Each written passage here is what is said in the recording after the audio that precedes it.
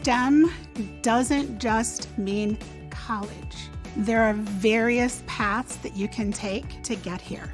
You can get a job in a skilled trades. STEM careers are really important, especially the non-traditional STEM. I became a toolmaker through the skilled trades program, moving on to being a machining specialist.